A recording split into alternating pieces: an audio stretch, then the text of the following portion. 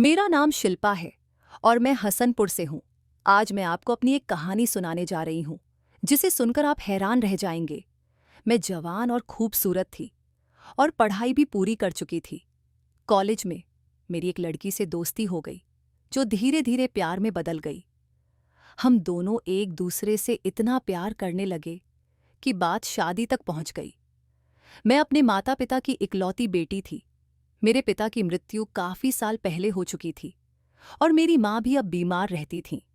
मेरी माँ चाहती थी कि मेरी शादी जल्द से जल्द हो जाए। उन्होंने मेरे लिए रिश्ते देखना शुरू कर दिया था। मैंने उस लड़के से कहा कि तुम मेरे घर रिश्ता भेजो। मेरी माँ मेरे लिए रिश्ता देख रही है। उसने अपने घर से रिश्ता भेज दिया और हमारे परिवारों की रजामंदी से हमारी शादी हो गई। मेरी जिंदगी बहुत अच्छी चल रही थी। हमारी शादी हसनपुर में ही हुई थी। मेरे पति की नौकरी भी बहुत अच्छी थी और वह शहर में काम करते थे। हमारे साथ मेरे सास ससुर भी रहते थे। मेरी नंद की शादी कई साल पहले हो चुकी थी और वह दूसरे गांव में रहती थी। वह कभी कभी हमारे घर आया करती थी। हमारी शादी को 1 साल हो गया और मैंने एक प्यारी सी बेटी को जन्म दिया। हमारे घर में खुशहाली थी और सब कुछ ठीक चल रहा था, लेकिन हमारी खुशियों को शायद किसी की नज़र लग गई। मेरी बेटी 8 साल की थी जब मेरे पति को अचानक हार्ट अटैक आया और उनकी मौके पर ही मौत हो गई। घर का सारा खर्च मेरे पति की कमाई से चलता था और अब हमारे घर में परेशानियां आने लगी। मेरे ससुर घर का खर्च थोड़ा बहुत ही चला पाते थे। अब मेरे पति के मरने के बाद घर में बहुत ज्यादा परेशानियां आ गईं। पैसों की भी काफी दिक्कत हो गई थी। इसी बीच मेरे ससुर ने एक नया काम शुरू कर दिया था। वह पहले से ही लोगों के बाल काटा करते थे, लेकिन अब उन्होंने गांव की लड़कियों के बाल काटने का काम आधी रात को छत पर शुरू कर दिया था। मैंने देखा कि मेरे ससुर आधी रात को जवान लड़कियों को अपने साथ छत पर ले जाते थे। मुझे यह बात समझ नहीं आती थी कि वह ऐसा क्यों करते थे। एक दिन मैंने सोचा कि आज रात मैं जाकर देखूंगी कि मेरे ससुर छत पर क्या करते हैं। मैं धीरे धीरे दबे पांव सीढ़ियां चढ़ रही थी। छत से टिमटिमाती रोशनी नजर आ रही थी, लेकिन मेरी सास पहरा दे रही थी, इसलिए मैं हर बार दबे पांव वापस आ जाती थी। मैंने देखा कि मेरे ससुर एक जवान लड़की को अपने साथ लेकर ऊपर जा रहे थे और उनके हाथ में उनके औजार भी थे। मुझे यह बात समझ नहीं आती थी कि वह अकेली जवान लड़की को आधी रात में छत पर ले जाकर उसके बाल क्यों काटते हैं। हर बार मेरी सास इतनी सख्त पहरेदारी करती थी कि मैं चाहकर भी ऊपर नहीं जा पाती थी। एक दिन मेरी सास कहीं चली गई थी और मैं आसानी से सीढ़ियों तक पहुंच गई थी। मेरे ससुर कुछ देर पहले ही गांव की नई जवान लड़की कविता को लेकर छत पर गए थे। अब वह पूरे 1 घंटे से पहले नीचे नहीं आने वाले थे। मेरे ससुर पहले ऐसा कोई काम नहीं करते थे, न जाने उन्हें अब क्या हो गया था। मैं आधी सीढ़ियां चढ़ चुकी थी और पर्दा उठने ही वाला था कि तभी मेरी सास के आने की आवाज ने मुझे सीढ़ियों से उतरने पर मजबूर कर दिया। पहली बार मैंने मेरी सास की तेज आवाज सुनी थी। उन्होंने मेरा हाथ पकड़कर मुझे सीढ़ियों से नीचे खींच लिया। उनका अंदाज ऐसा था कि मुझे लगा वह मुझे कच्चा चबा जाएंगी। वह गुस्से में मुझसे पूछ रही थी कि मैं ऊपर कहाँ जा रही थी। मैंने हकलाते हुए कहा, माँ जी, मुझे घबराहट हो रही थी, इसलिए मैं छत पर जा रही थी। मेरी बात सुनकर मेरी सास चिल्लाने लगी। उन्होंने कहा, क्या तुम नहीं जानती कि आज कविता अपने बाल उतरवाने के लिए आई है? तुम्हारे ससुर नहीं चाहते कि जब वह काम करें तो कोई उन्हें डिस्टर्ब करे। तुम्हारे पति के मरने के बाद तुम्हारे ससुर ने तुम दोनों की सारी जिम्मेदारी अपने सर पर ले रखी है। उनकी बातें सुनकर मैं चुप हो गई, क्योंकि मुझे अपने ससुर से डर लगता था। मैंने अपनी सास से माफ़ी मांग ली और कहा कि अब मैं ऐसी गलती नहीं करूंगी। मेरी सास ने मुझसे कहा, चलो अपने कमरे में जाकर सो जाओ, कहीं तुम्हारी बेटी ना जाग जाए। मैं अपने कमरे में आ गई। कमरे में आकर मेरे दिमाग में यही बात घूम रही थी कि आखिर मेरे ससुर को इतनी भी तन्हाई की क्या ज़रूरत थी। पहले तो वह अपनी दुकान पर खुलेआम बाल काटा करते थे, अब उन्हें सिर्फ 2 से तीसरा इंसान बर्दाश्त नहीं होता था। पहले तो मेरे ससुर को किसी भी तन्हाई की जरूरत नहीं होती थी और न ही किसी के आने जाने से उन्हें कोई परेशानी थी। अब तो मेरे ससुर अलग ही तरह के हो गए थे, मेरी बेटी से भी कम ही प्यार किया करते थे। इस घटना के बाद मैंने ठान लिया था कि अब मैं अपने ससुर के इस अजीब और गरीब व्यवहार का सच जानकर ही रहूंगी। मैंने देखा था कि दूसरे दादा अपनी पोतियों को बहुत लाड प्यार करते थे, लेकिन मेरे ससुर मेरी बेटी पर सिर्फ पाबंदियां ही लगाते थे। हर बात पर वह कहते थे कि अब तुम्हारा पिता नहीं है, इसलिए तुम मेरी जिम्मेदारी हो। मेरी बेटी अभी सिर्फ 8 साल की थी और इतनी कम उम्र में ही मेरे ससुर ने उस पर रोक टोक करना शुरू कर दिया था। वह मेरी बेटी के साथ ऐसे पेश आते थे जैसे वह कोई जवान लड़की हो। मैं और मेरी बेटी उनकी अनुमति के बिना घर से बाहर नहीं निकल सकते थे और न ही किसी के घर जा सकते थे। मेरी बेटी को स्कूल भी मेरे ससुर ही ले जाते थे। कभी कभी मुझे अपने ससुराल वालों पर बहुत गुस्सा आता था और दिल करता था कि किसी तरह इस घर से निकल जाऊं, लेकिन ऐसा करना संभव नहीं था क्योंकि मेरे माता पिता का निधन हो चुका था और मेरे ससुर ही मेरी और मेरी बेटी की जिम्मेदारी उठा रहे थे। मेरे ससुर महीने में 2-3 बार रात को काम करते थे और लड़कियों के बाल काटते थे। वह यह काम हमारे घर की छत पर ही करते थे। बाकी समय वह घर में ही रहते थे और हम पर नजर रखते थे। मेरे पति की मौत के बाद घर की सारी जिम्मेदारी मेरे ससुर पर आ गई थी और इसी वजह से वह मेरी बेटी पर अपना पूरा हक जताते थे। मेरी सास अपने पति से बहुत डरती थी। मैंने देखा था कि उन्होंने कभी अपने पति से नजर मिलाकर बात नहीं की थी। मेरे ससुर की वजह से मेरी बेटी का बचपन जवान लड़कियों की तरह गुजर रहा था। मेरी बेटी को भी अब समझ में आने लगा था कि उसके दादा क्या काम करते हैं। कभी कभी वह मुझसे पूछती थी कि दादा लड़कियों के बाल क्यों काटते हैं। मुझे भी यह बात समझ नहीं आती थी कि मेरे ससुर सिर्फ बालिग लड़कियों के बाल ही क्यों काटते हैं। यह बात मेरे लिए बहुत हैरान करने वाली थी और मैं इस बारे में जानने के लिए बहुत उत्सुक थी। कई बार मैंने सोचा कि ससुर जी को किसी लड़की के बाल काटते हुए देखूंगी, लेकिन उनका तरीका ही अलग था। वह आधी रात को बालिग लड़कियों को घर बुलाते और छत पर ले जाकर उनके बाल काटते। सारे गांव में यह मशहूर था कि मेरे ससुर जिस लड़की के बाल काटते हैं उसकी जवानी बहुत खूबसूरत होती है, इसलिए लोग खुशी खुशी अपनी जवान लड़कियों को मेरे ससुर के पास बाल कटवाने के लिए भेजते थे ताकि उनकी बेटियों की किस्मत बदल जाए। लेकिन यह बात मेरी समझ से बाहर थी कि बाल कटवाने से किसी लड़की का भाग्य कैसे बदल सकता है, और वह भी आधी रात को अकेले में। कई बार मैंने इस हकीकत को जानने की कोशिश की, लेकिन कभी मुझे जाने का मौका नहीं मिला क्योंकि मेरी सास सीढ़ियों पर पहरेदारी करती थी और किसी को भी छत पर जाने नहीं देती थी। एक दिन पड़ोस की लड़की बालिग हो गई तो उसे भी मेरे ससुर के पास लाया गया। मैं खुश हो गई कि यह तो पड़ोस की ही लड़की है, अगली सुबह उसके घर जाकर बात करूंगी। लेकिन जब मैं अगले दिन चोरी छुपके उसके घर गई तो उसने और उसकी मां ने मुझे कुछ नहीं बताया। वह बिल्कुल खामोश थी। मुझे यह देखकर हैरानी हुई कि इतनी शरारती और चुलबुली लड़की अचानक से इतनी चुप क्यों हो गई। मेरी बेटी ने बताया कि स्कूल के सारे बच्चे उसे चिढ़ा रहे थे। हो सकता है कि वह शर्मिंदगी की वजह से खामोश हो गई हो, लेकिन मुझे यह समझ नहीं आ रहा था कि आखिर उसके खामोश होने के पीछे क्या राज है। काफी समय तक यह सब चलता रहा। मैंने कई बार छत पर जाने की कोशिश की, लेकिन हर बार मेरी सास आकर मुझे रोक देती थी। मैंने अपनी बेटी को भी छत पर भेजा, लेकिन उसे भी डांटकर भगा दिया जाता था। मेरी सास मुझसे कहती थी कि तुम्हारे दादा ही तुम्हारे पिता के मरने के बाद तुम्हारी देखभाल कर रहे हैं, इसलिए उनके काम में दखल मत दो। शुरुआत में मुझे सास की बातें समझ में नहीं आती थीं, लेकिन फिर मैंने सोचा कि मैं विधवा हूं और मुझे पूछने वाला और कोई नहीं है। मेरे सास ससुर के अलावा इस दुनिया में मेरा कोई सहारा नहीं है। मेरे माता पिता मर चुके थे और कोई रिश्तेदार गांव में नहीं रहता था जिसके पास मैं जा सकूं। सारे रिश्तेदार शहर में रहते थे और किसी ने मेरे माता पिता के मरने के बाद मुझे पलट कर नहीं देखा था। किसी ने मेरा हाल तक नहीं पूछा था। ऐसे में मेरे सास ससुर ही थे जो हर वक्त मेरे साथ खड़े रहते थे। मैं अपनी बेटी को अपना सहारा बनाना चाहती थी।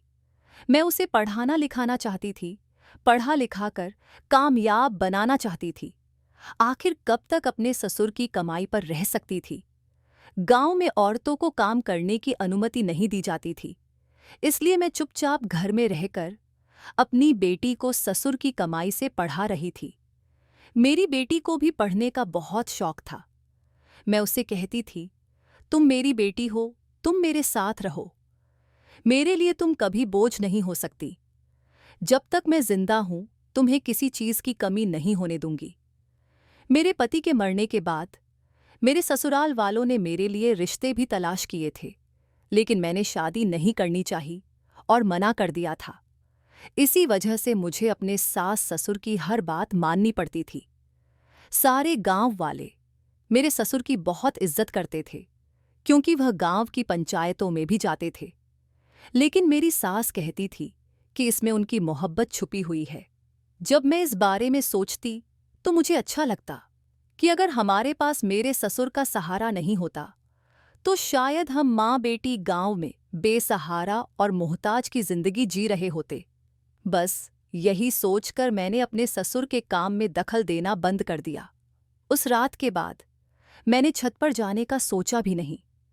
मुझे डर था कि अगर मेरी सास ने मेरी शिकायत कर दी तो मैं और मेरी बेटी कहाँ जाएंगे। मेरे ससुर का काम पहले की तरह ही चल रहा था।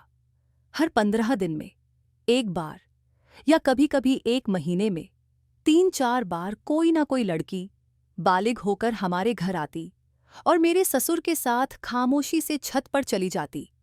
मेरी सास सीढ़ियों के पास ही रहती और 1 घंटे बाद जब वह लड़की छत से वापस नीचे आती तो मेरे ससुर काफी देर बाद नीचे आते और उनकी हालत खराब होती। एक दिन जब मैं किचन में पानी पीने जा रही थी तो मैंने देखा कि मेरे ससुर सीढ़ियों से उतर रहे थे। उनकी हालत बहुत ही खराब लग रही थी।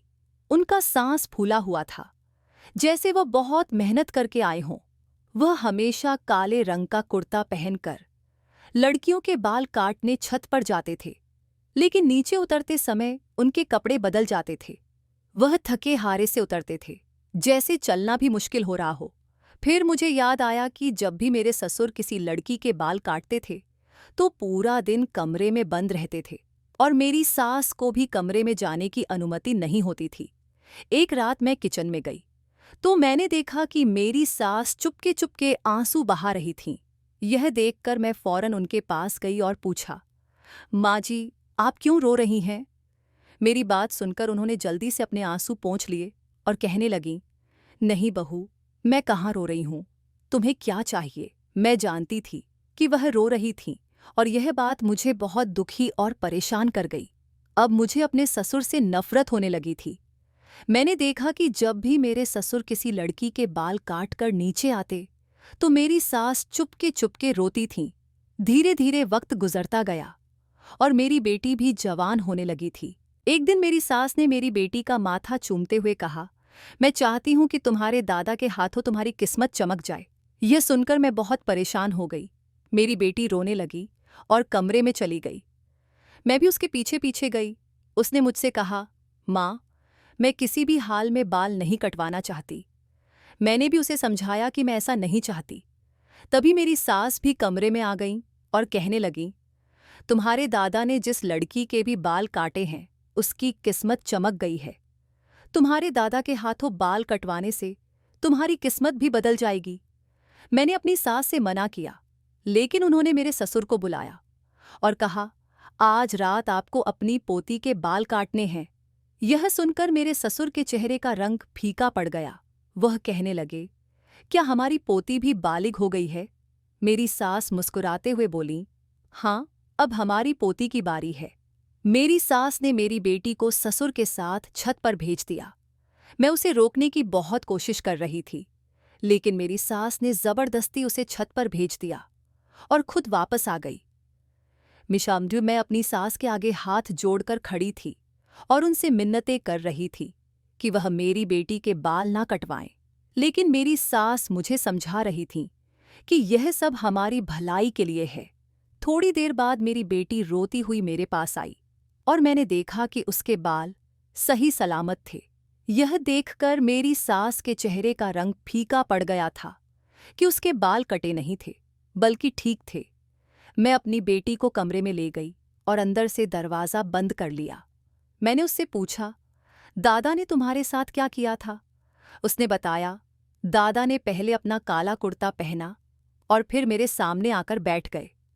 जब दादा मेरे करीब आए तो मेरी जान निकल गई। जैसे ही उन्होंने मेरे सर पर हाथ रखा, मेरी आंखों से आंसू बहने लगे।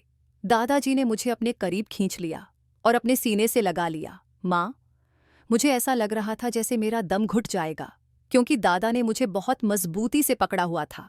फिर मुझे महसूस हुआ कि दादा के गरम गरम आंसू मेरे गालों पर गिर रहे थे। मैं हैरान हो गई और दादा से कहने लगी, दादाजी, आप क्यों रो रहे हो? काफी देर बाद जब दादा ने मुझे खुद से अलग किया तो उनकी आंखें लाल हो गई थीं और आंसुओं से उनका चेहरा भीगा हुआ था। उन्होंने मुझसे कहा, मेरी बेटी, मैं तेरे बाल नहीं काट सकता, मैं तेरे साथ कुछ गलत नहीं कर सकता। तू मेरा अपना खून है, तू मेरे इकलौते बेटे की निशानी है। दादाजी की बातें मुझे समझ में नहीं आ रही थीं, लेकिन उनके शब्दों ने मुझे चौंका दिया था। मैंने उनसे पूछा, आखिर आप क्या कहना चाहते हैं? दादा ने मुझे वापस आपके पास भेजते हुए कहा, अपनी माँ से कहना कि दादाजी तुम्हारे बाल नहीं काट रहे हैं। और मैं आपके पास भागी चली आई। अपनी बेटी की बातें सुनकर मुझे बहुत हैरानी हुई। फिर मैं अपनी बेटी के साथ ससुर के कमरे की तरफ चली गई। वहां देखा कि मेरे ससुर मेरी सास के कदमों में बैठे रो रहे थे और माफी मांग रहे थे। मेरी सास भी सिसक सिसक कर रो रही थीं। यह देखकर मैं परेशान हो गई और उनसे पूछा, आखिर मामला क्या है? आप दोनों कितनी देर से एक दूसरे के पास बैठकर रो रहे हैं? मेरे ससुर ने मेरी आंखों और मेरी बेटी की आंखों में आंसू देखकर कहा, आज मैं तुम्हें एक सच्चाई बताना चाहता हूं। शायद इसे सुनकर तुम्हारे रोंगटे खड़े हो जाएंगे। उन्होंने रोते हुए बताया, आज से कई साल पहले की बात है। मैं इस गांव के चौधरी का खास नौकर था और सिर्फ चौधरी के ही बाल काटा करता था। चौधरी बहुत अय्याश आदमी था और उसकी आदत मुझे बिल्कुल पसंद नहीं थी, लेकिन मेरी मजबूरी थी कि मुझे यह नौकरी करनी पड़ रही थी। फिर एक दिन चौधरी ने मुझे नौकरी से निकालकर एक नया काम सौंपा, लेकिन वह काम मैं नहीं करना चाहता था। इसलिए मैंने चौधरी का काम छोड़ दिया और गांव में अपनी दुकान खोल ली। मेरे बेटे की नौकरी अच्छी थी, इसलिए हमारी आर्थिक स्थिति ठीक थी।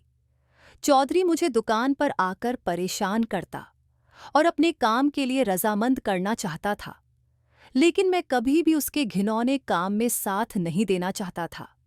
एक दिन मेरा बेटा इस दुनिया से चला गया और घर की सारी जिम्मेदारियां मेरे कंधों पर आ गईं। चौधरी ने मेरा जीना दुश्वार कर दिया था। जब मेरी आर्थिक स्थिति खराब होने लगी तो मुझे लगा कि चौधरी का काम करना ही ठीक है और मैंने हार मान ली।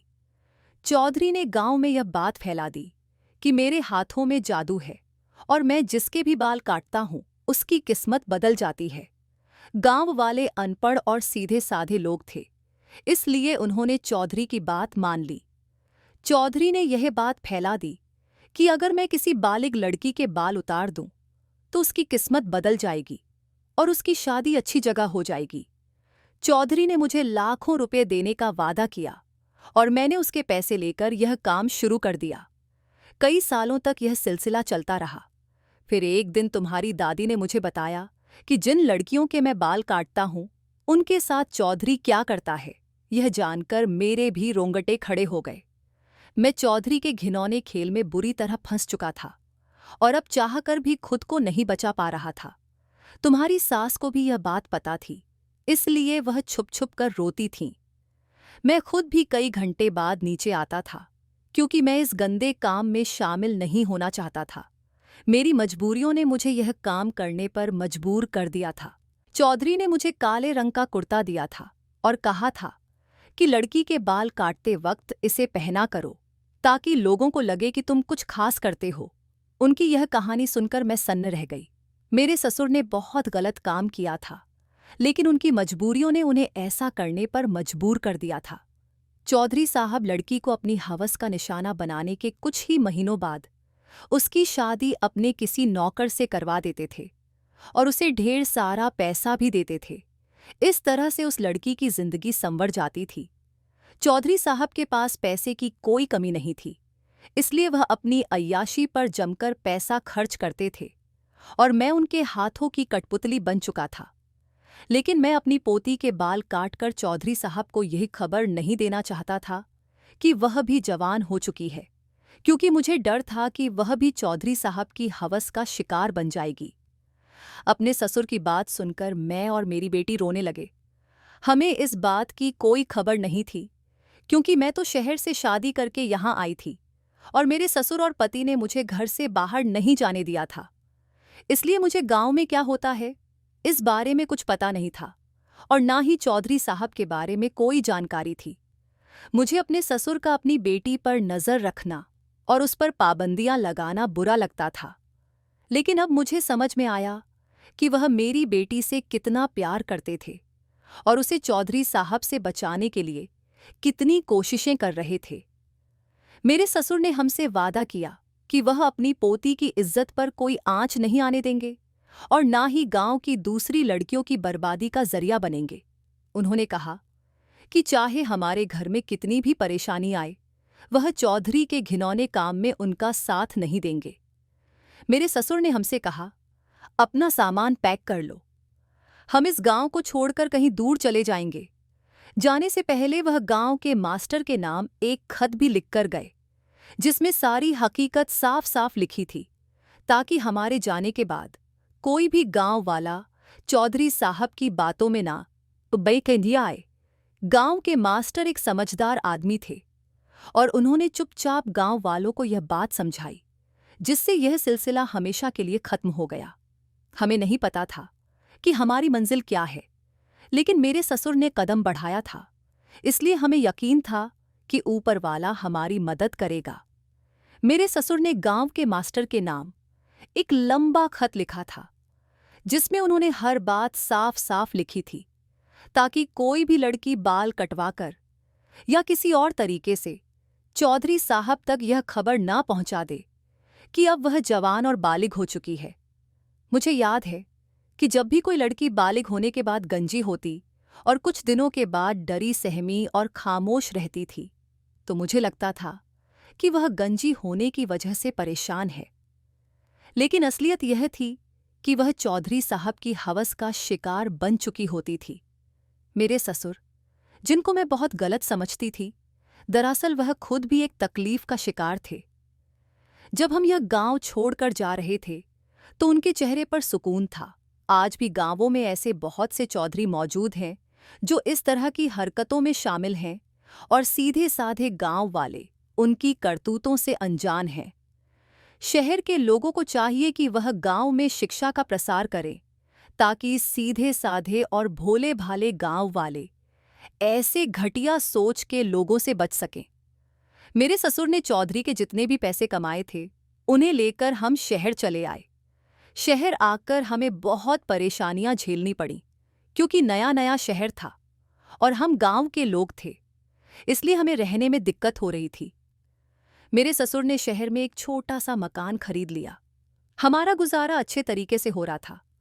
मेरी बेटी जवान हो गई और वह पढ़ाई कर रही थी और बच्चों को ट्यूशन भी पढ़ाती थी। मैं भी पढ़ी लिखी थी, इसलिए मुझे भी नौकरी मिल गई। मैं सिलाई का काम भी करती हूँ। इसी तरह से हमारे घर का गुजारा चल रहा है।